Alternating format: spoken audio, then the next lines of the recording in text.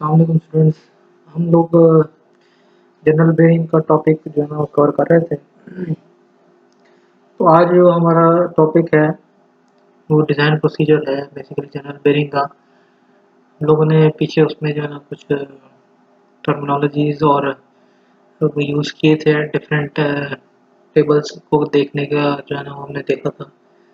आज जो है ना हम डिज़ाइन प्रोसीजर किस तरह हम इसको डिज़ाइन करते हैं जनरल बेयरिंग को उसका थोड़ा प्रोसीजर देख लेते हैं।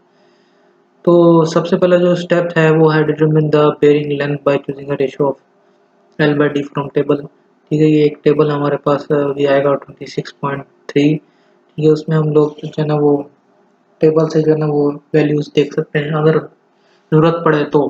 अगर वैल्यूज़ गिवन है तो फिर आप डायरेक्टली जो है ना उसको वैल्यू फार्मूला पुट करके वैल्यूज़ निकाल सकते हैं। और फिर उसके बाद जो second procedure check the bearing pressure. ठीक है, बेयरिंग प्रेशर एक बड़ा इंपॉर्टेंट फार्मूला है हमारे न्यूमेरिकल में यूज़ होगा, जो हमने पहले भी यूज़ किया था। P इज इक्वल टू डब्ल्यू into l over d, l into D.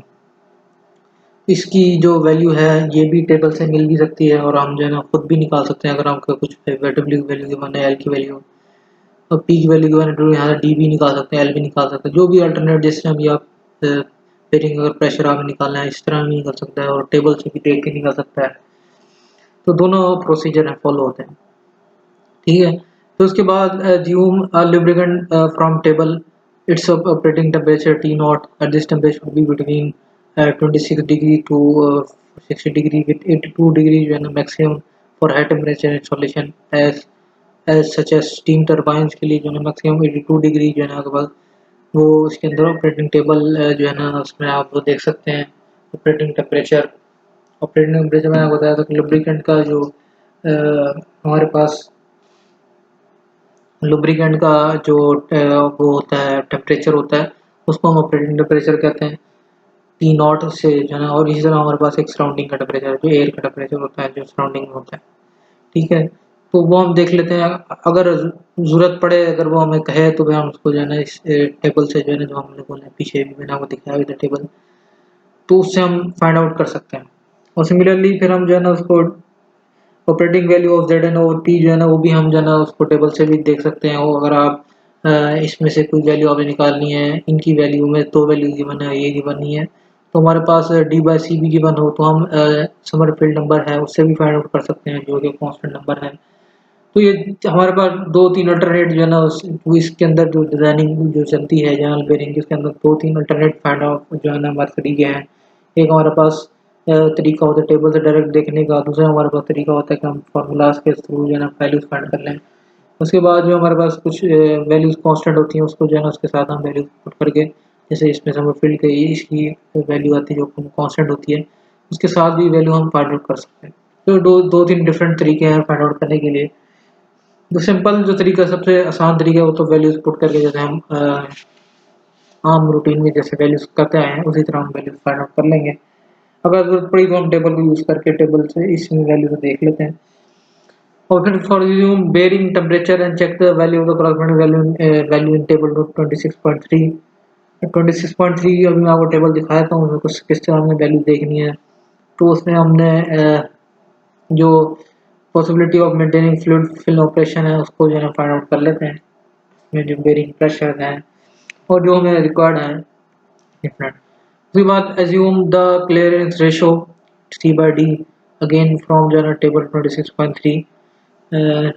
26.3 की टेबल में सी डी सी और डी की वैल्यू है जो कि आगे पास तकरीबन एक ही है 0.001, जो तकरीबन तमाम जो है ना मशीनरीज के अंदर जो बेरिंग यूज हो रही है उसकी एक ही वैल्यू है। अच्छा, फिर जो है ना determine the coefficient of friction by using the relation. हम जो है ना कोएफिशिएंट ऑफ फ्रिक्शन की वैल्यू जो है ना फाइंड आउट कर लेते हैं म्यू की, जो कि हमने फिर पीछे एक रिलेशनशिप निकाला था म्यू का। ठीक है, ये हमारे पास रिलेशन है, यहाँ से हम म्यू की find out value find out कर सकते हैं। और फिर उसके बाद जो है ना हम लोग जो है ना इसमें द हीट जनरेटेड जो है ना अगर वो आपसे पूछता है हीट जनरेशन निकालना है, हीट लॉस जितनी हुई है वो निकालें तो हम हीट जनरेटेड निकाल लेते हैं हीट जनरेशन वाले फार्मूले से। इस तरह अगर वो कहता है हीट डेसिपेटेड निकालें कितनी जो है ना हीट डेसिपेट हुई है तो फिर हम वो रिलेशन जो है ना यूज करके हीट डेसिपेशन निकाल लेते हैं। और इस तरह determine the thermal equivalent to see that the heat dissipated become at least equal to at least equal to heat generated. ठीक है, तो थर्मल इक्विवेलेंट के लिए हमारे क्या होता है कि हीट डेसिपेशन जो है ना वो कम से कम जो है ना वो इक्वल होनी चाहिए हीट जनरेशन के। In the case heat generated is more than the heat dissipated, then either the bearing is redesigned or is artificially cooled by water। ठीक है, अगर आपके पास हीट जनरेशन वो ज़्यादा है as compare to heat dissipation से, तो ऑब्वियसली बात है फिर वो आपके पास डिज़ाइन जो है ना वो फेल होने का, क्योंकि थर्मली आप देखें तो वो ज़ाहिर सी बात है वो हीट से हीट उसके अंदर हीट ज़्यादा होती जाएगी, तो हमें जो है ना उसको या तो रीडिज़ाइन करना पड़ेगा इस तरह की हीट जनरेशन की कम हो हीट डेसिपेशन से, या फिर हमें आर्टिफिशियली कूल्ड जो है ना वो उसके अंदर वो लगाने पड़ेंगे, कूल्ड बाय वाटर से हम किसी अदर मीडियम से उसको हमें बार बार कूल करना पड़ेगा। ठीक है, ये हमारे पास टेबल है। अब इसको देखते किस तरह है, इसको देखने का सिंपल तरीका है, कोई भी वो आपको कह देता है मेरीन स्टीम इंजन है वो यूज़ हुआ है, तो उसकी जो है ना क्रैंकिंग उसकी जो है ना वो बेरिंग लगे हुए, उसमें फिर हम लोग मेरीन स्टीम इंजन में क्रैंकिंग देखेंगे कि उसकी जो मैक्सिमम बेरिंग प्रेशर है वो कितना है, 4.2 है। फिर उसका अल्टरनेट जो उसकी विस्कोसिटी है वो 0.04 है, और आपके पास जेड और पी जो फैक्टर है वो भी हम जो है ना इसका देख लेते हैं, वो हमारे पास 2.1। सी बाई डी जो है ना आपके पास ये है, और इसी तरह एल बाई डी की जो वैल्यू है वो 0.7 से 1.2 जो है ना इसमें डिफरेंट जो वैल्यू आप ले लें, तो वैल्यू आप पुट करेंगे तो आपकी फ्रिक्शन आ जाएगी, फ्रिक्शन आ जाएगी तो आपके पास वर्कलोड भी आ जाएगा, फिर उससे आप हीट डिसिपेशन और जो है ना वेलोसिटी की वैल्यू निकालने के बाद, रबिंग वेलोसिटी की वैल्यू निकालने के बाद जो है ना हम लोग फाइंड आउट कर सकते हैं हीट डिसिपेशन और हीट जनरेटर जो भी है जो हमें फाइंड आउट करने के लिए कहा जाए। ठीक है, उसके बाद जो अगला टेबल है 26.2, इससे जो है ना हम लोगों ने एज्यूम ये करना होता है कि हमारे पास कौन सा ऑयल गिवन है लुब्रिकेशन के लिए। जो ऑयल गिवन होता है उसके डिफरेंट नेम्स हैं ये, तो इनमें से कोई भी अगर गिवन है उसमें हमें देखना होता है कि किस टेम्परेचर पे उसकी जो वैल्यू विस्कोसिटी है एब्सोल्यूट विस्कोसिटी वो क्या है, वो आप फाइंड आउट कर लेते हैं, तो हमें फिर जो है ना फाइंड आउट करने के लिए हमारे लिए आसानी हो जाती है। विस्कोसिटी हमें पता चल जाए तो हम लोग वैल्यूज जो है इसमें से निकाल सकते हैं। अगर वो कहते हैं ऐसी 60 यूज हुआ है एट 70 डिग्री पे, तो आप फौरन जो है ना इसमें देख लेंगे 0.057 की विस्कोसिटी है। ठीक है, जेड की वैल्यू आ जाएगी हमारे पास, और अगर हमारे पास दो दूसरे हमारे पास डिफरेंट वो नहीं है तो उसमें हम जो है इस फार्मूला इस टेबल से देख सकते हैं। जो एक अल्टरनेट तरीका है, मैंने बताया तरीका, इसमें दो तीन हम यूज़ कर सकते हैं, तो ये तरीका है हम टेबल से वैल्यू देखें। दूसरी जो हमारे पास एक रिलेशंस होते हैं डिफरेंट जो हम लोगों ने पिछले इसमें किए हैं, इस रिलेशन इन रिलेशंस को यूज़ करके वैल्यूज़ निकालें। ठीक है, और तीसरा मैंने आपको बताया कि इसमें हमारे पास जैसे कुछ चीज़ कांस्टेंट है, जैसे ये हमारे पास इसका प्लस सी ओ डी जो रिलेशन है इजिकल टू समरफील्ड नंबर होता है, तो उसके ज़रिए से हम वैल्यूज़ निकाल सकते हैं। ठीक है, तो हम एक जो है ना फिर उसमें न्यूमेरिकल देख लेते हैं, सिंपल सा न्यूमेरिकल है। उसमें वो कहता है the load of the journal bearing is 150 kilo newton due to turbine shaft of 300 millimetre, determine the running at 1800 RPM, diameter running at 1800 RPM. उसमें स्पीड भी गिवन है हमारे पास, टर्बाइन शाफ्ट जो स्मॉल डी है वो गिवन है, general bearing का जो लोड है डब्ल्यू वो हमारे पास गिवन है। और वो कहता है find the following length of the bearing if the level bearing pressure जो है ना पी की जो स्मॉल बी की वैल्यू उसने 1.6 दे दी है, तो हमने फाइंड क्या करना है स्मॉल एल की वैल्यू फाइंड करनी है। और फिर इसमें जो है heat removed by the lubricant per minute if the bearing का टेम्परेचर इज 60 डिग्री और viscosity of the oil is जो है ना एट दिस टेम्परेचर 0.02। ठीक है, तो हमने इस वैल्यूज पे और इसमें बेरिंग क्लियरेंस जो है ना जिसको हम डायमीटर क्लियरेंस भी कहते हैं वो 0.25 की बना है, यानी स्मॉल सी आपके पास 0.25 की बना। अब आपने फाइंड क्या करना है इसमें, अब आपने फाइंड इसके अंदर जो वैल्यू करनी है वो अ, इसमें लेंथ फाइंड करनी है एल। तो एल के लिए जो है ना वो फार्मूला है हमारे पास, मैंने वो दिखाया था, ये जो हमारे पास फार्मूला है ये वाला। अब इसमें एल की वैल्यू जो है ना हम फाइंड आउट कर लेते हैं। हमारे पास बेरिंग प्रेशर भी गिवन है, और इसमें जो है डब्ल्यू की वैल्यू गिवन है, एल की वैल्यू गिवन नहीं है, ये फाइंड आउट करनी है, और डी की वैल्यू हमारे पास हमने गिवन है हमारे पास। ठीक है, ये फॉर्मूले को यूज करते हुए आप इस फॉर्मूले को यूज करते हैं डब्ल्यू ओवर ए जो है ना एल इंटू डी आपके पास, डी आपके पास ये 300 आ गया, एल आपने निकालना है। तो इसमें सिंपल जो है ना, या आप इस तरह भी निकाल सकते हैं, ये सिंपल डायरेक्ट स्टेप भी रख के कर सकते हैं कि A is equal to L into D होता है और एल जो है ना हमारे पास गिवन नहीं है, टी हमारे पास 300 ऑलरेडी गिवन है, क्योंकि ये हमारे पास, ठीक है। अगर मीटर में फाइंड आउट करना है तो आप मीटर में आप फाइंड आउट करने के लिए 0.3 आपने देखना ये होगा कि आपके जो बाकी पैरामीटर्स हैं वो किस उसमें है।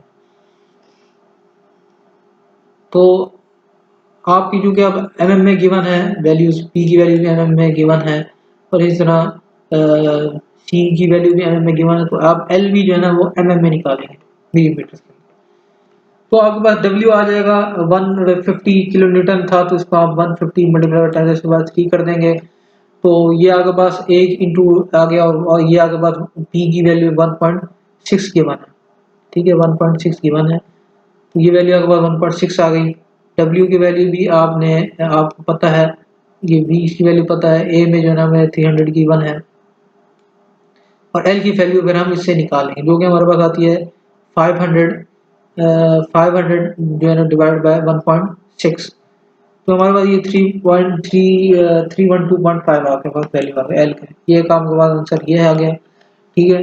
अब आपने इसमें दूसरी चीज क्या कहा, फाइंड निकालेंगे amount of heat is removed, heat remove जो है वो इक्वल होगी हीट जनरेटेड के, तो हम हीट जनरेशन निकालेंगे, हीट कितनी जनरेट हो रही है, तो वही उतनी ही जो है हीट रिमूव होती है, ऑब्वियस सी बात है, जितनी जनरेट हो रही है उतनी रिमूव होगी थर्मल इक्विलिब्रियम के आने के लिए।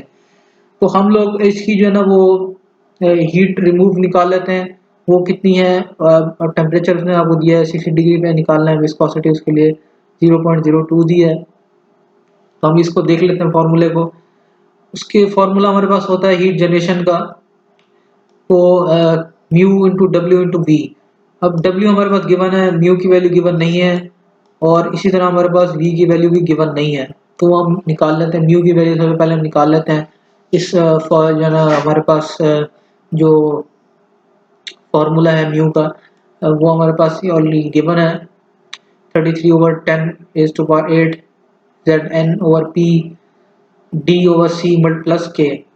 अब इसमें हमारे पास जो है ना वो z की वैल्यू भी गिवन है, n की वैल्यू भी गिवन है, p की वैल्यू भी गिवन है, ठीक है, और इस तरह d की वैल्यू भी गिवन है, c की वैल्यू भी गिवन है, और k की वैल्यू आपको मैंने बताया था कि हम 0.02 लेते हैं, 0.002 लेते हैं, ठीक है।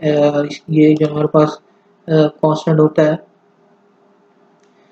जो कि हम ऐड करते हैं, जो हमारे पास एक रिलेशन से जो फाइंड आउट होता है, इसको जो है ना हम इसमें जो है ना ऐड कर देते हैं k की वैल्यू, ठीक है। तो सिंपल आप लोग जो है ना इसको सिंप्लीफाई कर लेंगे, z की वैल्यू हमारे पास 0.02 गिवन है, ठीक है, ये वैल्यू गिवन है, और इस तरह n की वैल्यू हमारे पास 800 आरपीएम गिवन है, और p की वैल्यू भी गिवन है, और d/c जो है ना आपके पास c भी गिवन है, और इस तरह d की वैल्यू भी गिवन है। तो इसमें आप इसको सिंप्लीफाई करके जो है ना आपके पास जो आंसर आएगा वो 0.01 आ गया, 0.011 आपके पास म्यू की वैल्यू आ गई, ठीक है। और इसकी जो है ना मैंने बताया था, हमने म्यू की वैल्यू फाइंड कर ली, डब्ल्यू हमारे पास 150 की मान है किलो न्यूटन, और वी की वैल्यू भी हमने फाइंड कर रबिंग वेलोसिटी, हमारे लिए सिंपल फार्मूला है पाई डी n/60 जो फार्मूला होता है, उसको जो है ना हम वैल्यू में इसमें एन हमारे पास गिवन है, डी की वैल्यू भी हमारे पास गिवन है, तो पाई हमारे पास 2 आपके पास 3.14 होता है, मल्टीप्लाई बाय 0.3। यहाँ आप देखें, अब आपने वेलोसिटी जो है ना, यहाँ बच्चे थोड़ा सा जो है ना इसमें गलती करते हैं कि हम लोग इधर हम बजाय जो है ना 300 के, यहाँ हम जो है ना वेलोसिटी मीटर पर सेकंड में फाइंड आउट करने जा रहे हैं, ठीक है। यहाँ पे आपने जो वैल्यू है वो 0.3 डाल दिया, ठीक है। तो इसी तरह आप इसको जो है ना वो सिंप्लीफाई कर लेंगे, तो आपके पास 28.3 मीटर पर सेकंड आ जाएगा। तो आप ये वैल्यूज, ये हमारे पास वैल्यू भी आ गई, और हमारे पास ये वैल्यू भी आ गई, इसको हम लोग इस फॉर्मूले में पुट कर देते हैं। इस फॉर्मूले में पुट करने के बाद हमारे पास जो वैल्यू आ गई 0.011 मल्टीप्लाई बाय 15, ये डब्ल्यू की वैल्यू आ गई, और आपके पास वी की वैल्यू आ गई। तो इसको हम सिंप्लीफाई कर लेते हैं, हमारे पास 695 जॉल्स पर सेकंड, और जॉल पर सेकंड आपको पता है एक 1 वाट की इक्वल होता है, कोई भी जो है ना हम लोग इसको, और हम इसको किलोवाट में अगर फाइंड करते हैं तो 46.695 ऑब्वियस बात है आपके पास किलोवाट में फॉर्मूला है। तो ये आपका आंसर आ गया, हीट आपकी जो रिमूव हुई है, जो हीट जनरेशन से हमने फॉर्मूले से निकालने, ऑब्वियस सी बात मैंने बताया कि हीट रिमूव जो है वो इक्वलेंट होती है हीट जो है ना जनरेशन के, जितनी हीट जनरेट होती है उतनी ही रिमूव्ड होती है। ये किसी भी जो है ना थर्मल जो है ना वो हमारे थर्मोडायनामिक्स के लिए जो है ना हमारे लिए फिनोमिना होता है कि ये जो वैल्यू होती है ये इतनी होती है जितनी हीट रिमूव होती है। ठीक है, नेक्स्ट न्यूमेरिकल हम देख लेते हैं। हमारे पास 150 mm जो है ना diameter shaft supporting of load 10 kilo Newton. ठीक है, आपके पास स्मॉल डी की वैल्यू आ गई, डायमीटर शाफ्ट है। ठीक है, डायमीटर ऑफ शाफ्ट आपको पता है कि जो स्मॉल डी होता है इसको कहते हैं, बेरिंग का कहता है तो उसमें वो हमारे पास कैपिटल डी होता है जो कि 150 mm है हमारे पास। और इसी तरह जो सपोर्टिंग लोड है W की वैल्यू हमारे पास 10 किलो न्यूटन है और स्पीड आपके पास 1500 आरपीएम। और the shaft run in a bearing whose length is 1.5 times. तो वो कह रहा है कि आपके पास जो लेंथ है 1.5 time of shaft diameter means जो आपके पास लेंथ है वो आपके पास 1.5 टाइम्स ऑफ डायमीटर है। और आपके पास डायमीटर कितना है 150 आपके पास डायमीटर गिवन है। ठीक है, ये डायमीटर आपके पास 150 गिवन है। तो इसका मतलब क्या हुआ कि 1.5 टाइम 150 अगर आप करते हैं तो 225 आपके पास लेंथ गिवन है। तो इफ द डायमीटर क्लियरेंस यानी ये कैपिटल सी आपके पास 0.15 गिवन है तो absolute viscosity of the oil and temperature is आपके पास ये z की वैल्यू भी आ गई। तो एब्सोल्यूट विस्कोसिटी की बात कर रहे हैं तो वो आपके पास 0.011 केजी पर मीटर सेकंड है। तो वो कहता है find the power wasted in friction. अब पावर वेस्टेज हमने निकालनी है कितनी जो है ना पावर वेस्ट हुई है, मतलब हीट कितनी जनरेट हुई है फ्रिक्शन की वजह से, तो वो हमने फाइंड आउट करना है। तो उसके लिए अगेन वही सिंपल फार्मूला है जो हम लोगों ने पहले किया था, Q G is equal to mu into W into V. अब आपके पास जो है ना इसमें जो वैल्यूज हैं वो हमारे पास डब्ल्यू की वैल्यू गिवन है, वी की वैल्यू गिवन नहीं है, म्यू की वैल्यू भी गिवन नहीं है। तो अब म्यू की वैल्यू हम पहले निकाल लेते हैं। म्यू की वैल्यू अगर हम देखें आपके पास ये फॉर्मूला है, इस फॉर्मूले में हमारे पास z की वैल्यू भी गिवन है और n की वैल्यू भी गिवन है, d की वैल्यू भी गिवन है और c की वैल्यू भी गिवन है, लेकिन p की वैल्यू नहीं गिवन। तो वो p की वैल्यू आप जो है ना वो हमारे पास बेरिंग प्रेशर का जो फॉर्मूला होता है P is equal to W by A ऐसे फाइंड आउट कर लेंगे। तो हमारे पास डब्ल्यू गिवन है और एल भी हमने निकाल लिया, एल की वैल्यू भी हमारे पास आ गई है 0.225 mm। तो इसमें जो है ना हम डी की वैल्यू भी ऑलरेडी निकाल चुके हैं, तो ये इससे जो है ना हम लोग डब्ल्यू की वैल्यू फाइंड पुट करके डब्ल्यू 10,000 हमारे पास 10 किलो न्यूटन है तो इसका मतलब 10,000 न्यूटन हमारे पास। तो इससे पी की वैल्यू आपके पास 0.296 आ गई। अब ये p की वैल्यू हम ये जो है ना इसमें पुट कर देते हैं यहाँ पे, और बाकी जो वैल्यू हमारे पास ऑलरेडी गिवन है, z की वैल्यू हमारे पास गिवन है और n की वैल्यू भी गिवन है। ठीक है, और p की वैल्यू आपने यहाँ से पुट कर दी तो ये वैल्यू पुट करनी है, और d की वैल्यू आपके पास गिवन है, ये भी गिवन है और c की वैल्यू भी गिवन है।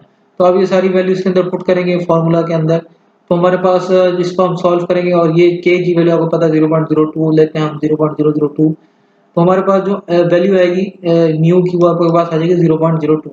ठीक है, अब हमारे पास म्यू भी आ गया और डब्ल्यू भी आ गया और वी हम निकाल लेंगे जो रबिंग वेलोसिटी है इस फॉर्मूले से। हमारे पास डी की वैल्यू गिवन है, एन की वैल्यू भी गिवन है, तो हम इसको फाइंड आउट कर लेंगे, इस वैल्यूज को इनपुट करेंगे वैल्यूज। तो ये अगेन जो है ना हम लोगों ने डी की वैल्यू mm में नहीं लेनी, यहाँ पे हमने मीटर में लेनी है। वेलोसिटी जब हम निकालेंगे तो मीटर पर सेकंड में निकालेंगे।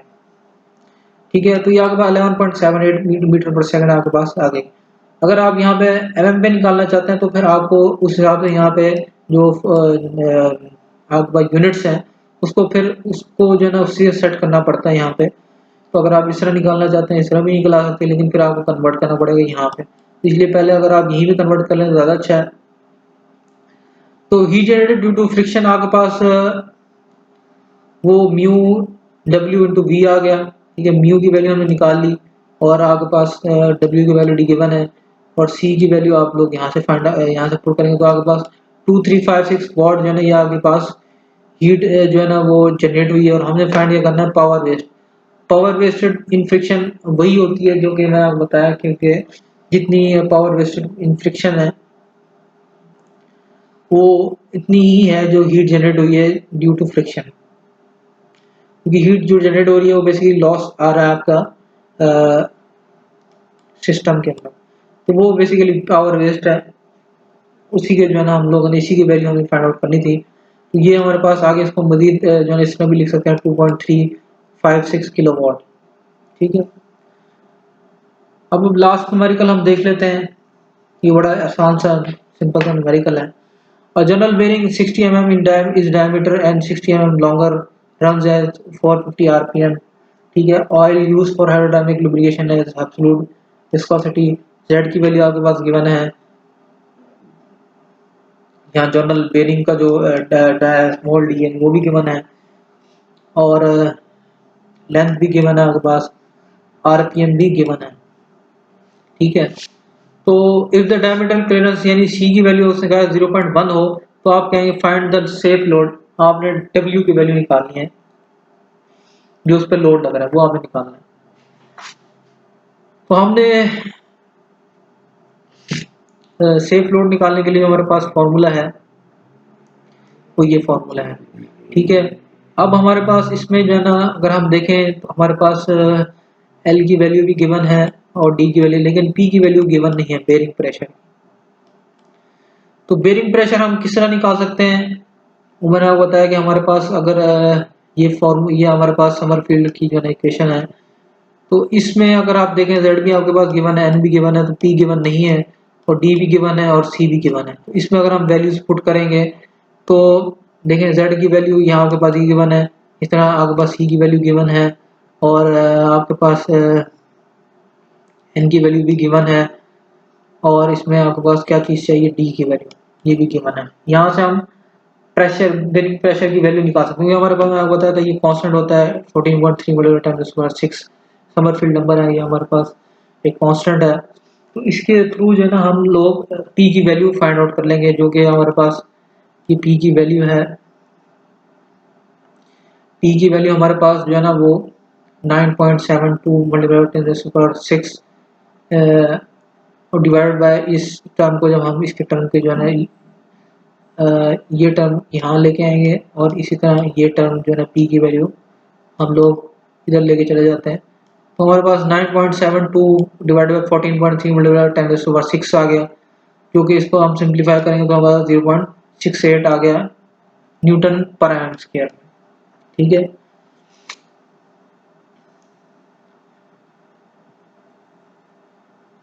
तो अब हमारे पास हमने W की वैल्यू निकालनी है, जो कि फाइंड द सेफ लोड हमने फाइंड आउट करना है। बेरिंग पे जो सेफ लोड लग रहा है यानी कि W की वैल्यू हमने निकालनी है, जो कि हमारे पास होती है, हमने पीछे से पढ़ा था P = W/A होता है। तो अगर हम इसको सिंप्लीफाई करके P × A आपके पास आ गया, A जो है ना उसमें होता है हमारे पास L × D और इसमें L भी गिवन है, D भी गिवन है, तो हम इसमें वैल्यूज पुट करेंगे। ये वैल्यू आपके पास आ गई, इसकी P की वैल्यू बेरिंग प्रेशर की वैल्यू आ गई और इसी तरह L की वैल्यू आपके पास 90 गिवन है, D के आपके पास ऑलरेडी गिवन है 60। तो हम लोग इसको सिंप्लीफाई करके इसको मल्टीप्लाई करने के बाद हमारे पास जो आंसर आता है वो 3672 न्यूटन। ये आपके पास सेफ लोड है जो कि इस पर एग्जर्ट हो रहा है।